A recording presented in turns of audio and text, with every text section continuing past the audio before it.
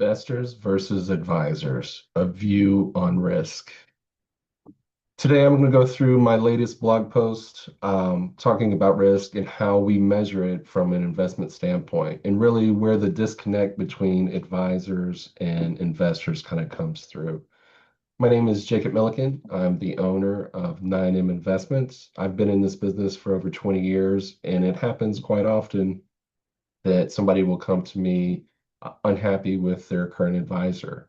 And more times than not, it's that communication disconnect of what is risk for them versus what their advisor sees as risk.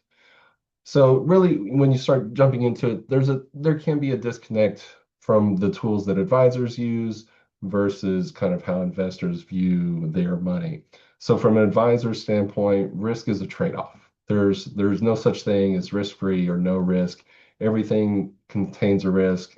How do we measure it? How do we, when we're building a portfolio, how do we measure the risk to build a balanced portfolio to get to our clients' goals?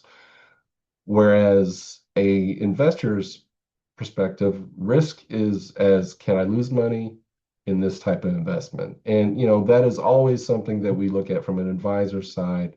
But when you start talking about it in real terms, is what does this mean for my future? If I lose money, what can I not do that I had planned to do? Do I have to downsize my life? Do I have to downsize kind of my retirement? And so, that disconnect of all the ratios that different advisors can look at versus the real life terms of can I lose money? Will it affect my retirement? I cannot go back to work. So, the biggest thing on all these different types of things when it comes to clients is having good communication and making sure that you can find common ground, that you can speak the same language. And that may not be exactly the advisor language, but that may not be, somewhere kind of in between as well. So the first thing is define what risk means to you.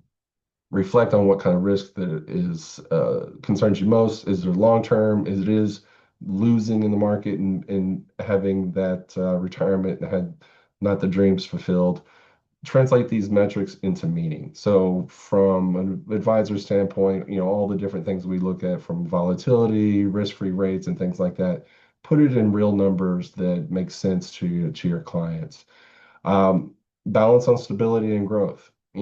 Having a right portfolio mix can kind of help in those down times because the equity markets aren't always going to be pointing up. How do you have your investment structured? How do you have your income structured if it's at, we're taking income point of our plan? And then adjust over time. I think this is the biggest thing that I see where the disconnect from clients and their current advisors is over time, things change. Life changes, risk tolerances can change. Typically, people do get kind of naturally more conservative as they get closer to retirement and especially in retirement. So you need to be having those ongoing conversations and make sure that you do stay on the same page.